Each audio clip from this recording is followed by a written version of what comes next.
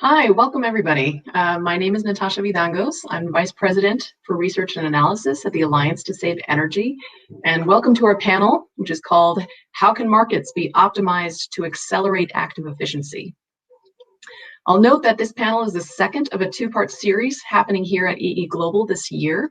And I'll make a couple quick notes for those who are just joining us for the first time and didn't hear some of this introduction with the former panel. So if you're not familiar with the term, active efficiency is how we are referring to the full suite of technologies and practices that can optimize energy use.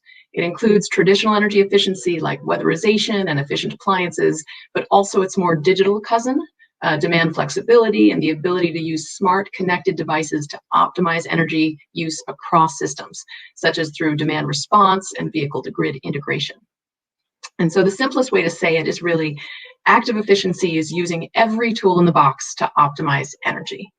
And using every tool gives us a new level of capabilities to not only maximize energy savings, but also to drive decarbonization, connect behind the meter opportunities to grid benefits, and improve service and quality of life outcomes for consumers. It's a little hard to overstate what a paradigm shift it is to really go into the space where we're thinking about demand as a flexible entity. And active efficiency is here. It's coming, it's arrived, and it's bubbling up all over the place. We're seeing demand flexibility being traded in California power markets. Energy efficiency is being offered as a service in Seattle, and we're seeing smarter energy management that leads to improved functioning and enormous emissions reductions at data centers, universities, hospitals, food storage facilities. It's really coming to the fore. And that opportunity is massive and exciting, but it also comes with a lot of challenges. Our power systems and energy efficiency programs generally weren't built for this new digitalized space and for active efficiency, and implementing it requires us to think about policies in a much more holistic way. It requires greater coordination across larger groups of stakeholders and the evolution of the roles of many of those stakeholders. And it requires us to think outside of the traditional silos that govern our policy objectives and programs, and very often budgets as well. So it's very easy to say, to write on paper that we need a new framework to do this more efficiently, but the implementation of it can be tricky. It's also a nascent opportunity, and as such, we're in an era of huge experimentation. This is something really exciting. Some might call it the Wild West. Some might call it reinventing the wheel. But in any case, there is a lot of difference and a lot of exploration happening, and that's something that we welcome. But now is also a great time for us to think about articulating a vision for how we want this opportunity to unfold.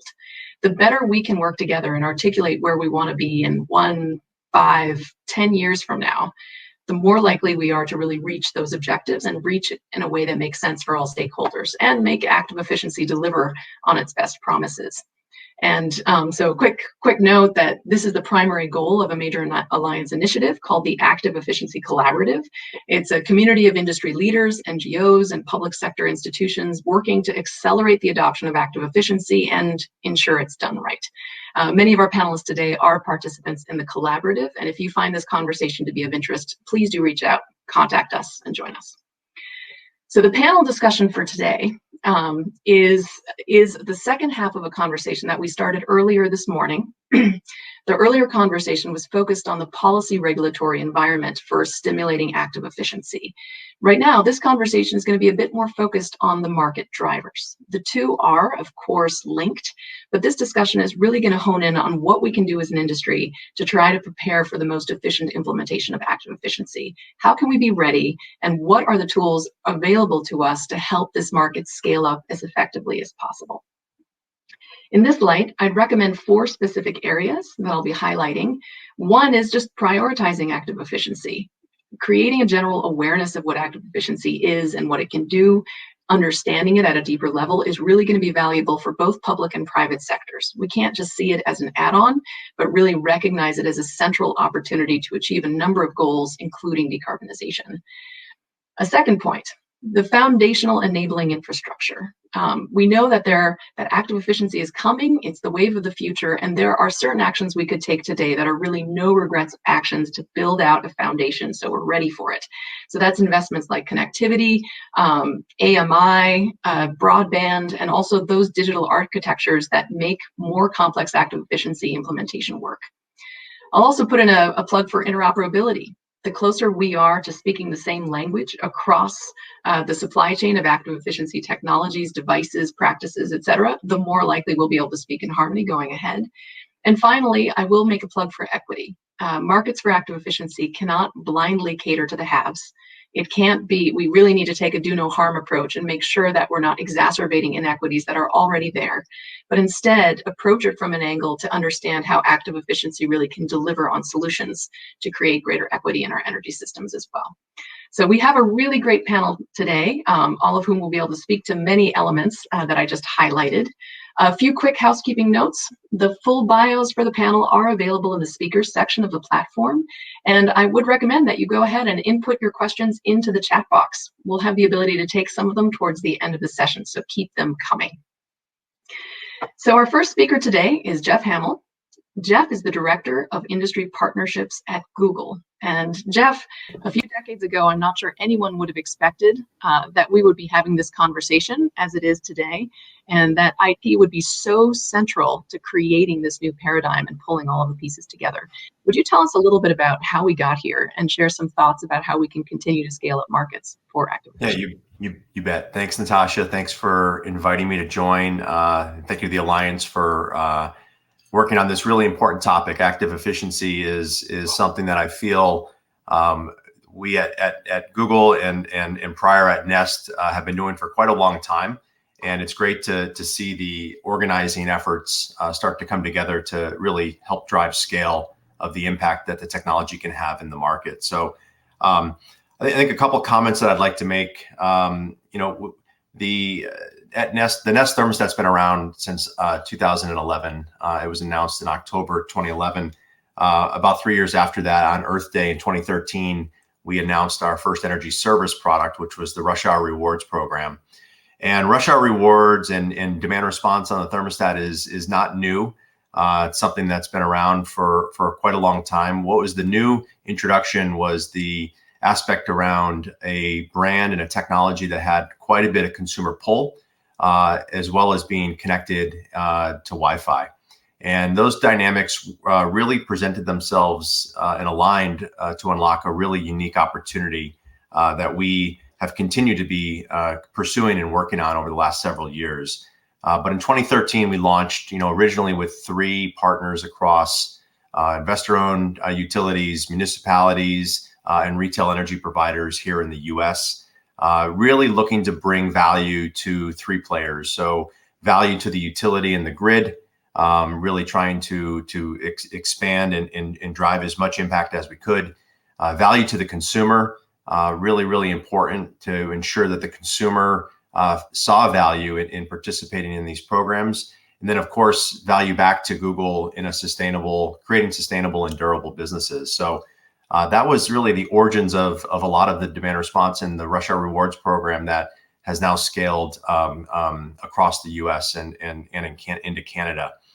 I'd say the second part of really what we spent a lot of time on was working to build the infrastructure to help us scale. So early on, a lot of these programs were centered around proving and demonstrating either the savings on the efficiency side or the load shifting and the flexibility value on the demand response side. And a lot of different actions over the years have really started to build a value and a foundation for us to be working off of today. So in 2017, we reestablished the Energy Star certification for the category, which was really, really, really important.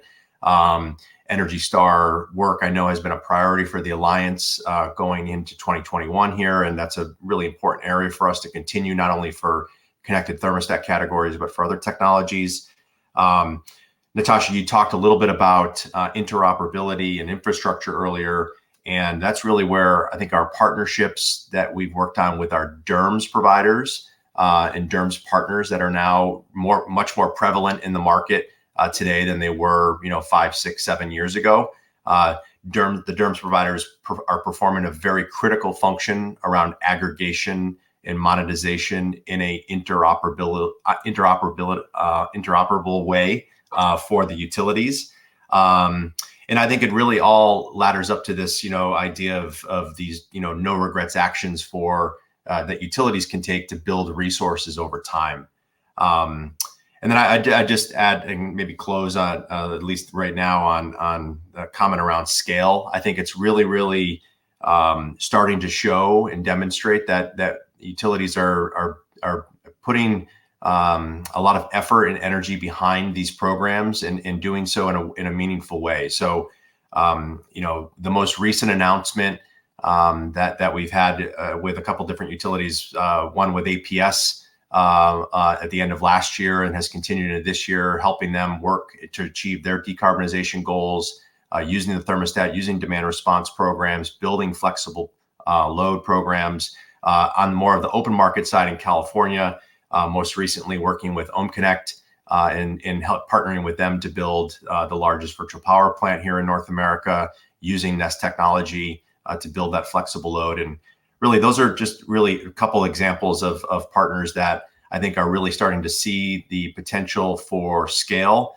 and impact, and not just at certain segments of the residential population, but really across all segments of the customer class. So excited about the topic. I think we're really at a inflection point right now in the industry where we're starting to drive really material scale and impact, and it's a really exciting place to be. The last several years have been a lot of foundation laying and establishing kind of the core pieces that we need to go fast and go big. And I feel like we're really at that point right now. So again, thank you for inviting me. I look forward to questions from the panel and the attendees as well. Thank you. And I will just throw in there was one comment from the chat asking what Google learned from the meter project, if you'd like to address that just for a second. I'm assuming the meter project is the power meter project that was back in 2006 and 7. I would just say that, early days of AMI, right, when smart meters were starting to be deployed, and a lot of different companies were looking for how do we use this data to really bring value to the consumer. I would say that question is still being worked on across the industry. I think, maybe my utility colleagues here can speak to it better, but, finding value for the utility AMI meter data is still something that I think a lot of us are still working on. And, I think using that information for insights as it's being used today to drive insights back to the consumer on ways to save and potential products and services that may be of value is a great start. Hopefully there's more that can be done. Thank you very much. And with that, I'll move over to our second speaker, who is Rachel Huang, who is the Director for Energy Strategy, Research and Development at the Sacramento Municipal Utility District, SMUD. She is responsible for the development of the strategic roadmap for distributed energy resources, the R&D of innovative and emerging technologies, and the coordination of their execution across the enterprise. I just read active efficiency lots of times in that sentence.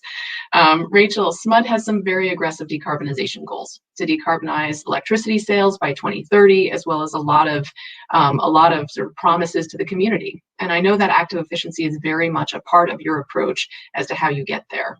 How are you approaching this challenge, and what have you learned in the process? Sure. So good afternoon, everyone, and thank you, Natasha and the Alliance, for having me today. As Natasha mentioned, I'm really proud to announce, actually just last week, our board of directors approved our flexible plan. It was developed over the last 7 months with input from stakeholders in our community to achieve absolute zero carbon emissions by 2030 from our electricity. While we know that a very large majority of the plan is going to be achieved by proven clean technologies, including utility scale renewables, as well as customer sited renewables and battery storage, we know that we need to leverage new technologies and business models to get us to that 100%. And that does include leveraging active efficiency to help us move away from our fossil fuel based peaker plants. And also as a municipal utility, leveraging active efficiency is a way for our customers themselves to be part of the solution, which is really important for us. So, what does this look like for SMUD? As Natasha mentioned in the opening remarks, it really is about using every tool in the box. We're starting with continuing our foundation of traditional energy efficiency in order to make sure we size our system to only that where we serve what we need. We do know that our resource mix is changing, so therefore when and where we use energy becomes more important. And we've actually moved towards a kilowatt hour metric to evaluate our efficiency efforts to a carbon-based metric to focus our energy efficiency programs where we reduce the energy where it's most carbon intensive. Um, Also, foundation to our plan is electrification, given that transportation and buildings are lower hanging fruit in California as compared to the electricity sector for carbon emissions. We launched market leading incentives for building electrification back in 2019 for both our market rate and our low income customers. And we've been supporting transportation electrification for decades. As a community-owned utility, local greenhouse gas emissions and improved air quality and subsequent health benefits for a region, they're especially important to us as an air and attainment district, particularly for our low-income customers and those that live in disadvantaged communities. Furthermore, in our climate zone and given our rates as well as our local gas utility rates, electrification is actually a way that our customer can play a large role in helping reduce carbon emissions in a way that actually reduces their overall energy costs. How we're using active efficiency to help us achieve our zero carbon goal is by providing grid services and supporting increased renewables integration, opportunities for operational support, as well as infrastructure investment deferral through geographically targeted demand reductions. But it's not as simple as getting a customer to just buy a DER or adoption. In order for them to provide these grid services, it's going to require that ongoing engagement with our customers and their devices. And the value proposition has to work for both the customer to act as well as the utility to get the service and the value. So it's also going to require investments in IT systems to enable controls. And SMUD is investing in both the development of an advanced distribution management system as well as a distributed energy resources management system to support our efforts. So we're going to be running several pilot programs over the next 3 years. We're piloting a bring your own device offering where customers can orchestrate their multiple technologies. We're also going to be piloting solar and storage virtual power plants. And then we see a great opportunity with our aggressive transportation electrification goals to tap into the capacity of the batteries that are within all those EVs for vehicle to grid that you had mentioned. We're actually already researching vehicle to grid with our local school district, Twin Rivers, which was actually the first school district in the country to electrify their school buses. So we're definitely excited about the potential that partnering with our customers can bring in terms of resources and flexibility. But we know that there's a number of factors that need to ultimately decide what amount of active efficiency resources we ultimately need and can utilize given what it can contribute in terms of reliable, cost-effective resources. So technology costs for the resources still need to come down as well as the systems to support them. And we need to have high customer engagement through significant adoption as well as reliable, predictable response. And then therefore, what we learn from them is going to be critical to demonstrate that aggregation and orchestration of these technologies can deliver upon those resource needs with, what we call power plant reliability and competitive costs relative to alternatives. We're going to be piloting over the next 3 years because we're planning to shut down one of our first peaker plants in that 2024 timeframe. So that's really going to be guiding us as we do our efforts. Excellent. Thank you. A great close view of how this looks, from the perspective of a utility really serving their customers. So with that, I'll take it on to our third speaker. Our next speaker is Elizabeth Murphy. Elizabeth is the Supervisor for Commercial and Industrial Conservation and Load Management at AvanGrid, and she has over a decade of experience working on behalf of Connecticut's ratepayer-funded clean energy programs. So Elizabeth, you also have a real rubber meets the road view of projects implementing active efficiency. Would you tell me about some of those and give us a sense for what drives your company to explore these opportunities and any other insights that might help us think about scaling up to successes? Good afternoon, and thank you, Natasha, for that nice introduction, as well as the invitation to participate in today's panel. Undoubtedly, these are some very exciting times for those of us working in the energy sector. And I just want to start by sharing that in the face of the COVID-19 pandemic, AvanGrid quickly realized that it was critical to continue delivering energy efficiency services to our customers. And we contemplated new ways to overcome the challenges presented by on-site restrictions.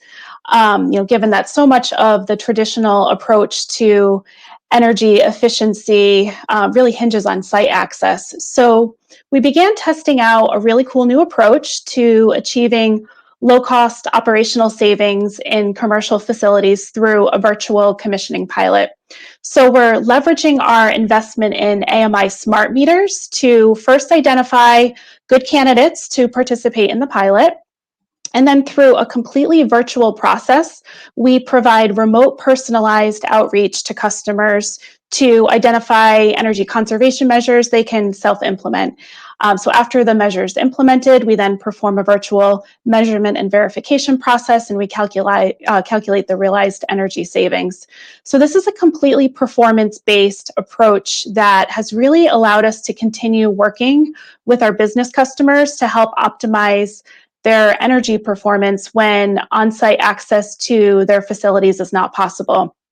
And so much of COVID-19 has been about flexing, innovating, and adapting, and really thinking about how we can do things differently to continue delivering critical services to our customers. And I share this with you all because it's really my belief that in order to move toward this new era of active efficiency and energy optimization, we need to start making key changes to the traditional efficiency approach. And this pilot, as an example, really ties in a few of these forward-looking considerations. So first, we need to empower our customers with access to advanced technologies. Before a customer can decide to save energy, they really need to have their energy data presented to them so they can physically understand the opportunities. Smart meters and other tools can help point to those opportunities for customers, and building out AMI and other smart metering infrastructure will enable us to shift the reliance of our portfolios to meter-based savings. There's a huge opportunity there. Technological advancements combined with decreasing costs of meter-based measurement technologies will really help to revolutionize how we quantify energy efficiency benefits and the pace at which we can deliver results directly to our customers and to the grid as a whole. So in order to do this, incentives need to be designed to support this type of infrastructure.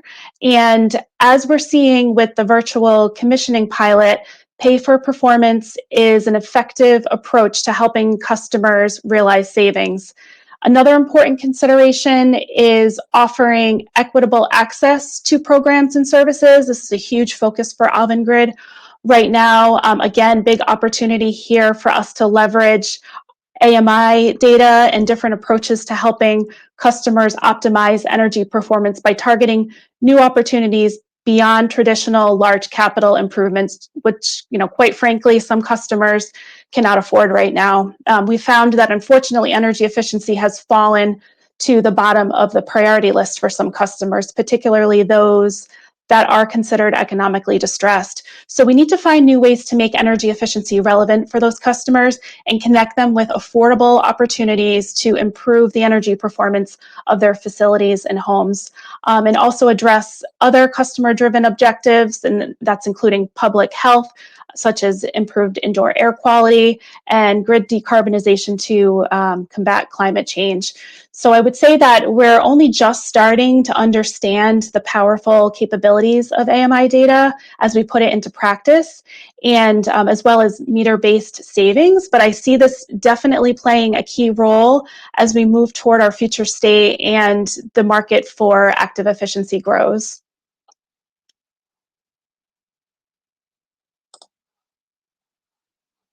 Oh, I think you're on mute, Natasha. It has to happen at least once a week, right? At least once a week. Okay, so here we are.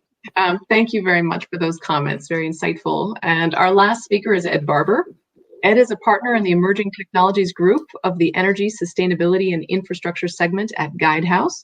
He's worked across the ecosystem of active efficiency stakeholders, including building product manufacturers, utilities, trade associations, and state and federal governments. So Ed, I would love it if you would be able to give us a sense of the trends and where active efficiency markets seem posed to go and where you see the movement these days. Sure, happy to. And thanks, Natasha, and thanks to the Alliance for the opportunity to speak on this panel. It's always a little tough following three incredible speakers. to try to add a little something, but let's see if we can. As Natasha mentioned, we have the unique opportunity to be able to work across a number of different stakeholders when related to active efficiency. And particularly in the last couple of years, that we've seen the combination of energy efficiency, with load flexibility.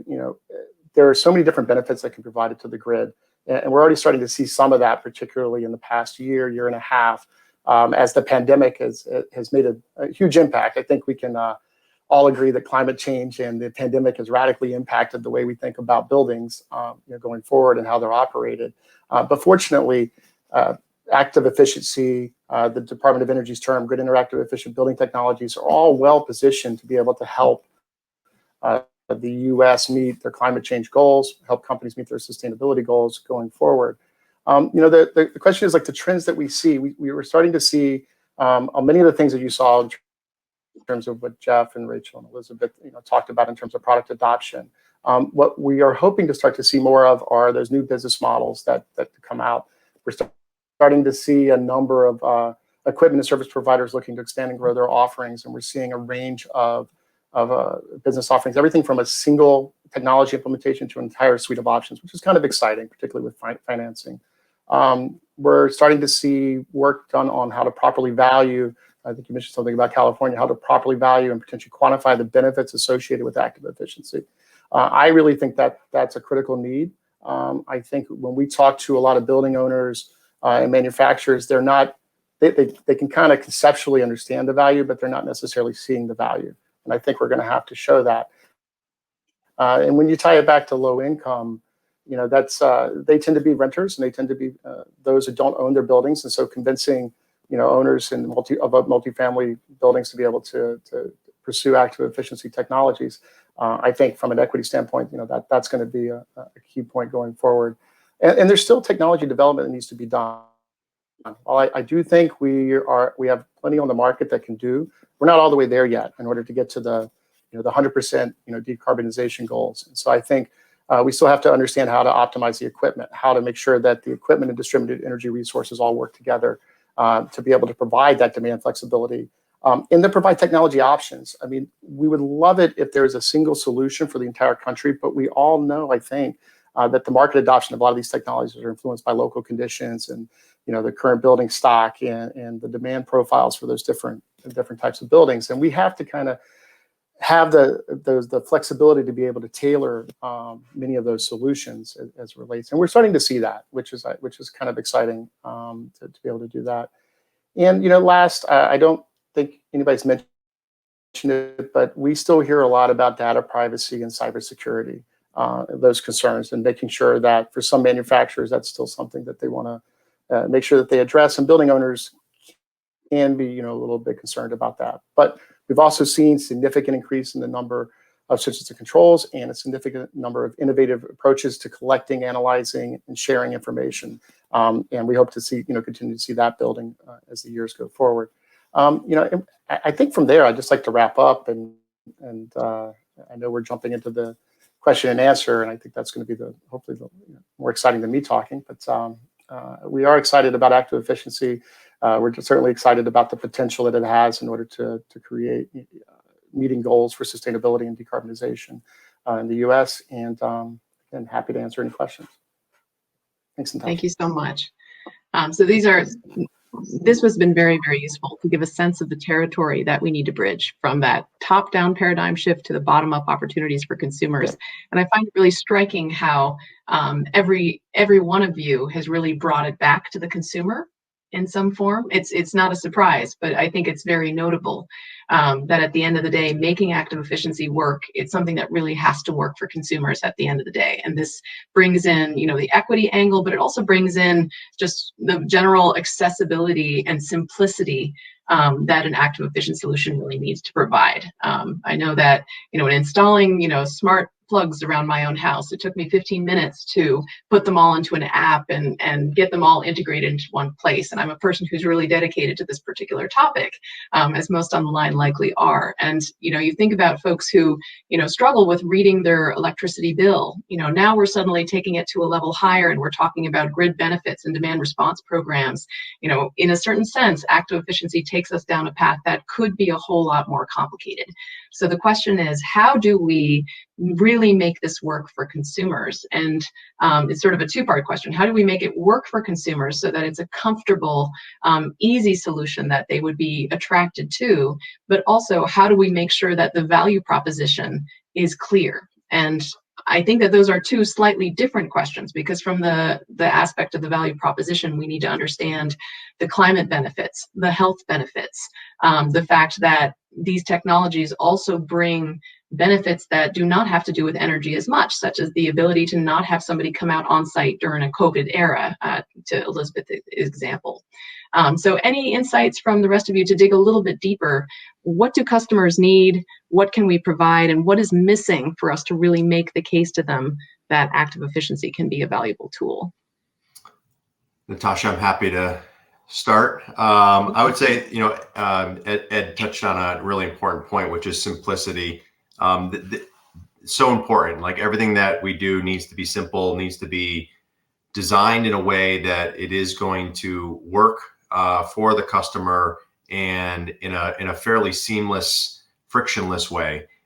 Just to give an example, we spent a lot of time several years ago, as marketplaces were starting to emerge, to really figure out, how can we ride this wave of e-commerce and also try to use that in a way to achieve the energy efficiency goals that we're trying to achieve. And then on top of that, also layering on things like demand response. Those are really complicated topics. And, it really boiled down to, how do you make this as efficient and as streamlined as possible to remove that friction out, so that consumers don't have to spend 15 minutes going through a sign up flow, running around the house trying to find validation points, things like that.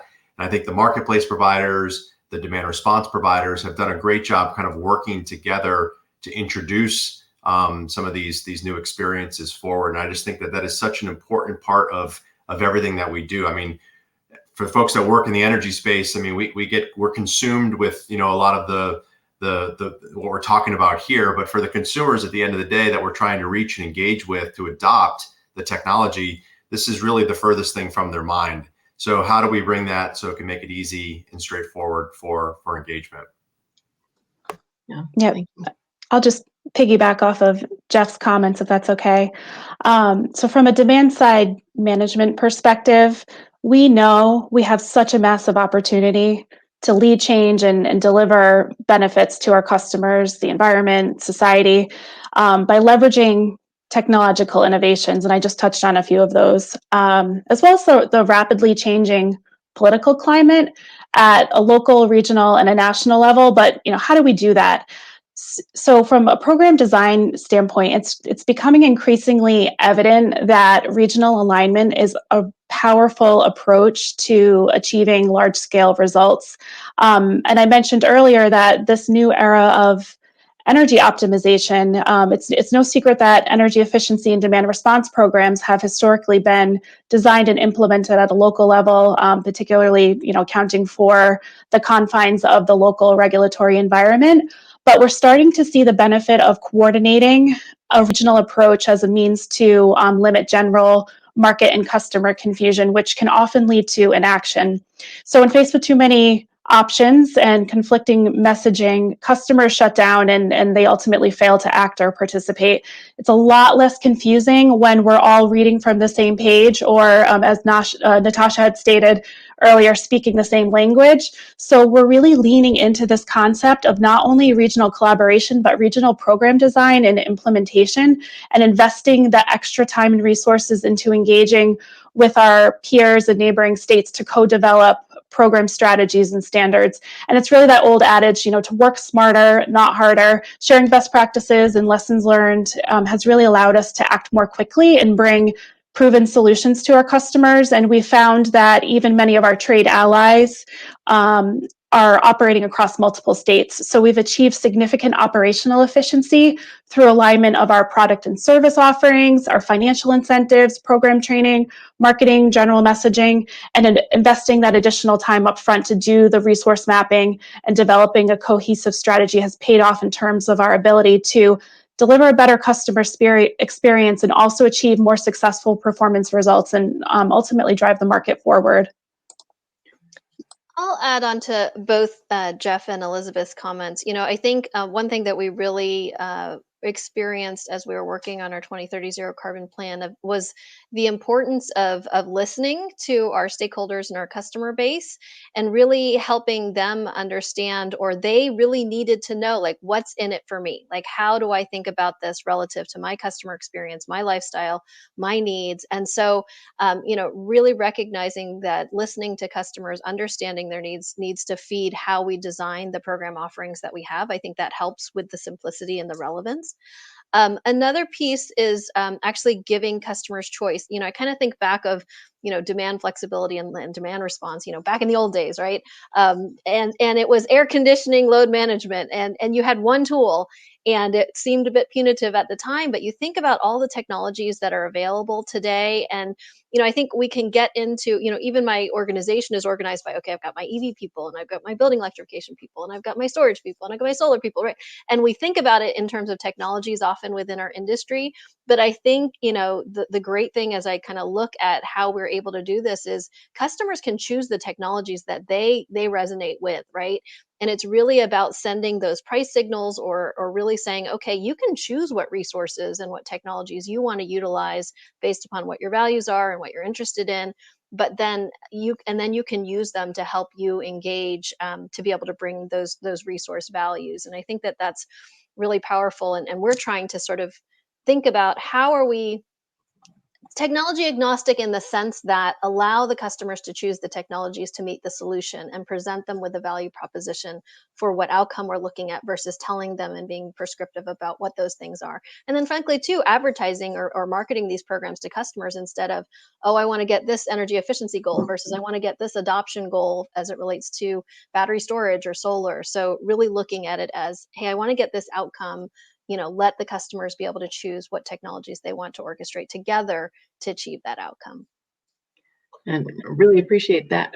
Following up on that theme, we hear that there's real importance in working with the consumers to understand what their needs are, to help them understand what their options are, to put it together. Does this imply that you need perhaps different skill sets on staff, that you need more sustained engagement with the consumers? Has it changed at all, sort of the way you operate in this space of energy efficiency programs to make sure that there's so much of a consumer engagement angle to it? And I'd say that question's for Rachel and for Elizabeth.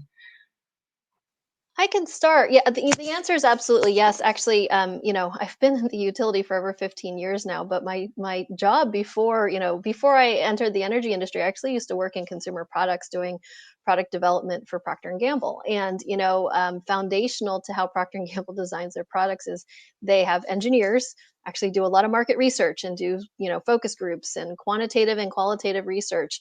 And what I've seen evolve in the utility sector specifically is that, they've gone from where market research used to be about measurement and verification and what do I get in terms of kWh, savings and more from a regulatory construct standpoint to really engaging with the customer. We have an effort at SMUD as it relates to customer experience and journey mapping and really understanding, how the customer is interacting with us and what their experience is and how they engage is going to be critical to inform that. So I would say yes, absolutely. Better understanding the customer experience, understanding how this relates to them is really going to fundamentally help us in the sense that, I talked about in my opening remarks. We need to get sustained customer participation to have reliability of that resource. So if we're not doing it in a way that engages them and continues to engage them, then we're not going to have the reliability of the resource that we need to be able to transition from those traditional resources to these new resources. Right, that makes sense. Elizabeth, any interest in taking a crack? Yeah, so Speaking from the AvanGrid perspective, our energy efficiency and demand response programs across Connecticut, Massachusetts, and New York are supported with ratepayer funding. So all customers, regardless of rate class, are paying for them. And first and foremost, we need to ensure that we're providing equitable opportunities for customers to access our program. So we, touching on that equity theme. And it's really important that we offer something for everyone so that we can get them participating in the programs in some capacity. And because equitable distribution of energy efficiency funding is one of our top priorities as administrators of the DSM program, multi-pronged strategies that reach broadly across all customer segments and overcome barriers to participation. And there are so many barriers. We seem to uncover a new one every day. For example, where affordability is a barrier, we offer enhanced financial and technical support to enable our income eligible customers to gain access to energy efficiency and demand response programs. So, ultimately leveraging technology to improve access to opportunities for energy optimization. It reduces the program costs, it reduces our energy costs and alleviates overall stress on the grid, which ultimately delivers cost savings and benefits to all of our customers. But really understanding that customer segmentation and what the unique individual needs are of customers that are within specific segments is so important in helping us develop our strategy, and then staffing up accordingly to bring on individuals that have the skill sets and the experience in order to actively engage and effectively promote the opportunities to customers across the residential and C&I sectors. That's interesting. And, Jeff, from your perspective, this to me also sounds like the need to really aggregate solutions in a customizable way that speaks to different customer classes and their needs. Is there an angle that you guys have looked at in that space as well? Yeah, I mean, we're working with the implementation partners has been a really important part of, I think, a lot of the success that we've had in the last several years. And in doing so, to innovate, to bring creative programs, test and learn. As we all know, market conditions vary from city to city, state to state. So finding models that work and then trying to bring those models elsewhere and trying to work to bring in your conversation from this morning on the policy side too, where that makes sense to really help unlock and scale. So great example, back in 2016, we worked on a really innovative program with KCP&L at the time prior to Evergy for their MIA program, which is the Missouri Energy Efficiency Investment Act, to bring a thermostat program to residents in Kansas or in Missouri, specifically in the KC region.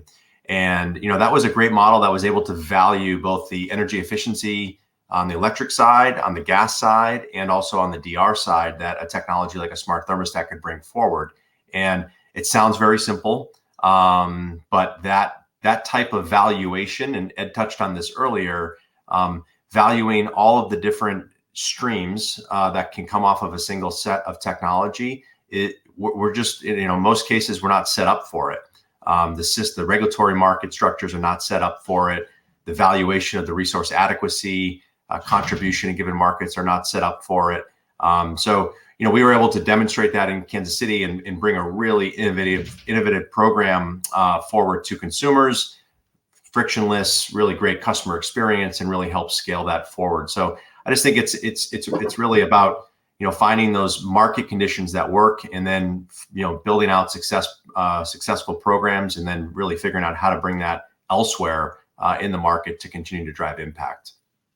Yeah, thank you. And that actually, I think, flows very nicely into my next question, which is really, how do you do that? How do you scale up those success stories that are working well? And Elizabeth, you gave the example of working on a more regional basis, working smarter, not harder.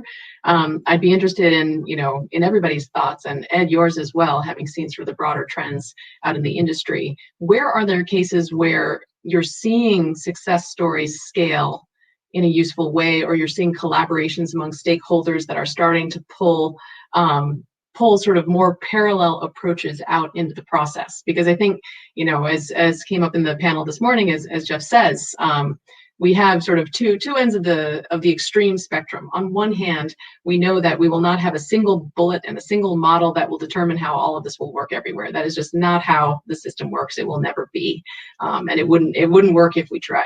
But on the other end of the spectrum, there's also the sense that every single stakeholder that enters into the space of exploring active efficiency will reinvent the wheel from scratch, do it completely differently. The regulatory policy environment will be completely different. Industries will cater to that and try to fit into those processes, and it will be a very costly, slow, inertial way to move forward. So clearly the solution has to be somewhere in the middle.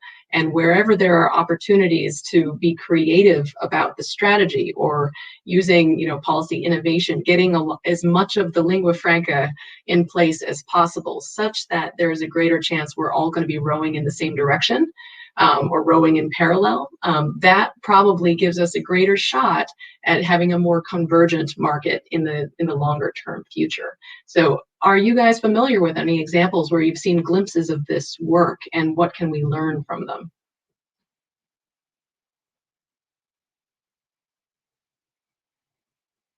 I'm happy to throw something out there. I would say one, and I mentioned this earlier, the one great success that is just starting is the DERMS strategy that a lot of utilities are taking. So Rachel talked about this as well. The aggregation and orchestration of the technology is critical. It's super important for any technology that we're talking about in a distributed manner. So whether it's connected thermostats, batteries, home charging equipment, et cetera, those all will require a level of intelligence and orchestration and connection back to the distribution system and the utility operations to run efficiently and to enable future investment and scale. So from my point of view, the DERMS, the distributed energy resource management system providers, play such a critical role in helping to unlock that behind the meter asset class and bring it into the utility operations at a truly scalable way. When we started in this space several years ago, we were doing bilateral agreements with the utilities, one-to-one. And we quickly realized that was not a scalable model for many, many ways. It wasn't scalable for us, and it really wasn't scalable for the utilities from an operations perspective, because we were one single technology, when the vision over time, if we're all successful, is that there'll be many technologies, in people's homes, many different brands in people's homes, and all of those technologies and brands can be aggregated, orchestrated, and play a role in this orchestrated future and in active, efficient future that we all are part of. So I just think the DERMS piece often doesn't get talked about too much, but it's a very, very critical behind the scenes component to our future success in this space.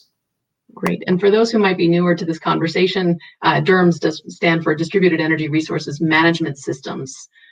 So it's a great way to bring the different pieces of it together. That's excellent. So here's a bit more of a thought exercise. Where do you think we'll be in 10 years? Where could we be? Feel free to be optimistic, but in a realistic scenario, how much do you think we could be relying on active efficiency? How will it shape the way each of your organizations work? And what are the kind of benefits that we could realize? So maybe I'll start, because I know, SMUD's goal is 2030. So that's exactly 10 years, or actually, we're already into 2021. So it's less than 10 years. I can kind of give you a picture. So, I've got numbers. So our 2030 zero carbon plan has a range between 365 megawatts to a little bit over 1,300 megawatts. So we kind of did some scenario modeling, and we said, okay, the first 3 years, like I've talked about, the pilots that we're going to do are going to help inform how we operationalize. But then also, depending upon technology costs coming down, systems being available, the performance of these resources will really dictate whether we're closer to the 365 or the 1,300. So that's a fourfold difference. And so really, that's what we have, at least in the plan that we have, and we want to be able to. So it also depends not just on sort of the how does it happen, but it also gets into the how interested are customers to co-invest. How do industry partners work together, and how does that drive what the acceleration of technology costs coming down? How do vendors in the space play? So, but just to give a little bit of a perspective, that's kind of what we're looking at for the next 10 years for us. Very exciting. Any other takers? I'll just add that, we're currently, so again, speaking as a smart thermostat manufacturer and smart home provider, we're still in the early innings of the technology and the adoption. So even though I opened earlier saying Nest is almost 10 years old, we'll be 10 years old here in October. I think the latest Parks data has something like, 20-25% of homes have adopted the technology. So tremendous amount of headroom.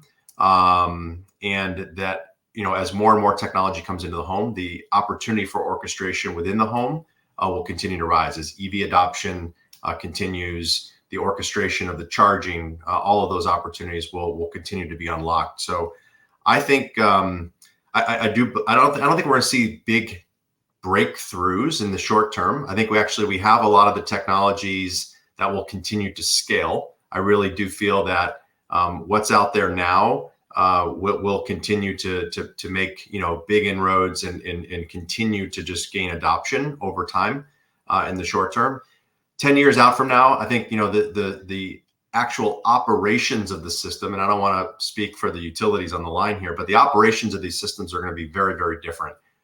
We're starting to see glimpses of that in high renewables periods here in California, but that is, I think, with the goals that SMUD and AvanGrid and others have set out to achieve, and that we're all working towards societally, the operations are going to be very, very different. I don't know what it's going to look like. I don't know what tools or technologies we're going to need to do that operations, and probably maybe even more importantly, the planning going forward, but that's going to be a different game. Excellent.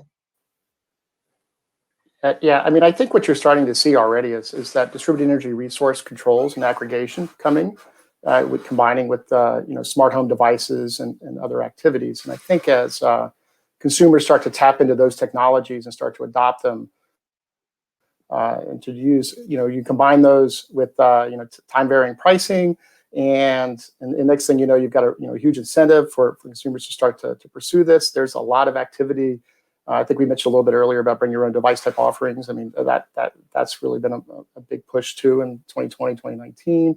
And that's just opening up the flexibility, landscape for consumers. So maybe I'm overly bullish, but that's just my nature. But I think in 10 years, I think we could see a huge landscape change in terms of how consumers, whether it's residential, commercial, or industrial, are accessing using energy and electricity. So really excited, actually. Yeah, and I'll just mention, from the utility perspective, the traditional role of demand response in particular has, obviously been to reduce load at peak times and to improve overall system reliability. But we've seen that it can provide additional value and benefit to our individual customers. So we're really trying to pull that in and balance our portfolios to rely less heavily on traditional energy efficiency and incorporate more demand response. So as we're continuing to grow our DR capabilities and that potential, we're looking to better quantify the value and how to maximize its benefits to the distribution side of the business. So we're talking more with that side, more than ever. And currently our focus is on growing and scaling up our active DR programs that are targeting not only our residential customers, but also C&I, where there's a lot of opportunity over the next few years. And this is really going to be critical to enabling us to achieve a reliable level of load reduction that's needed to, sort of ease any future distribution system needs. And we're also really looking forward to DR contributions that are forecasted from a statewide battery storage program that we're anticipating in Connecticut. So based on our avoided capacity costs, our current DR value associated with our statewide DR potential is about 65 megawatts, and that's about $27 million in annual benefits and growing. So there's, of course, significant greenhouse gas reduction benefits that are attributable to those efforts as well. And I touched on pay for performance earlier. So we're seeing that from a customer perspective, financial performance payments and reduced capacity charges for our C&I customers are the key drivers. So huge opportunity to shift our portfolios away from relying on these upfront incentive payments based on estimated or forecasted energy savings to more of a pay for performance model.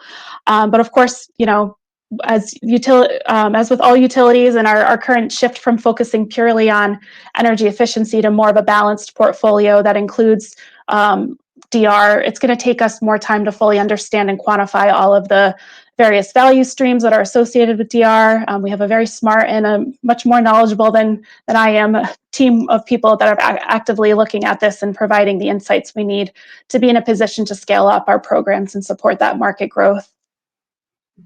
That's excellent. And again, common themes throughout: greater aggregation, focus on the customer, and a lot of bullishness and a lot of excitement about where we could be in 10 years based on where we've come in a very short amount of time. Even 10 years, you know, since the beginning of the Nest thermostat, has seen an awful lot of changes. I might just add, you know, my own 2 cents is that at the end of the day, I could imagine in 10 years that a lot of this is almost invisible to customers. How there are so many things that we take for granted today. When I take out a cell phone, I no longer think about whether I'm using roaming charges or not. I no longer think about dialing up into different Wi-Fi zones. Like, there's so many things that you very quickly assimilate just as completely normal when it becomes more frictionless and it requires less intervention from you. But if you look back at, you know, aspects of technological life, going several decades back, you can think, wow, how did we do it that way? You know, you waited for a bus and you didn't know when it was coming. Like, well, what if it was raining? Yes, exactly. But once you imagine that really being optimized, I imagine it just becomes invisible. And so I would say active efficiency of the future could talk about, you know, us as customers and consumers, our industries, our commercial, operations, energy usage overall. It might have different frameworks under the hood, and it might be, approached in different angles with stakeholders playing different roles. But if we really get the market signals right and really optimize for active efficiency in a way that drives it forward, then it's very possible the customers at the end of the day won't even see it, and that optimization will just be able to happen very smoothly. So there's Natasha Vidangos' personal dream for active efficiency going forward. We have 4 minutes on the clock. I'll give just another last moment if anybody would like to make a final closing remark. Last call on the chat box if anybody wants to ask a question, and we can close a minute or two early. Natasha, just one other thing to add that we didn't touch too much on, but Elizabeth mentioned greenhouse gas reductions as well, and the fact that technologies like a connected thermostat are connected traditionally to AC electrical load as well as furnace in a lot of cases, and with the shift in climate occurring, we're seeing a lot of peaks occur, and we obviously saw a lot of this in Texas this past February, but peaks shifting to wintertime. And the ability to do active efficiency, flexible load control on gas load is becoming more and more important as well. And we have the technology. We're connected to the right loads. We have the ability and the signal to send signals. So there are, we have a lot of these opportunities. We have not even started to scratch the surface on what we can do with that. But that's another important area. Traditionally, energy efficiency and demand response traditionally has been associated with electric load, and I just think that the gas aspect of this is equally important, if not more, as we change into this shifting climate that we're seeing. Thank you. Excellent. Any other final remarks from our other speakers?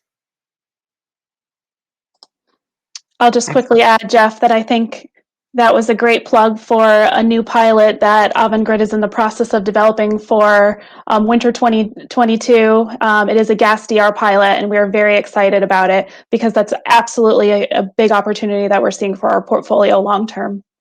So maybe next year I'll be able to report back on some initial findings from that effort. Excellent. Well, the conversation is just beginning. Thank you all for joining us. Enjoy the rest of the EE Global Conference. I hope that you'll stay tuned as we go throughout into the evening. And many thanks to all of our panelists. Be well. Thanks, Natasha. Thank you. Natasha. Thank you. Thanks, everyone.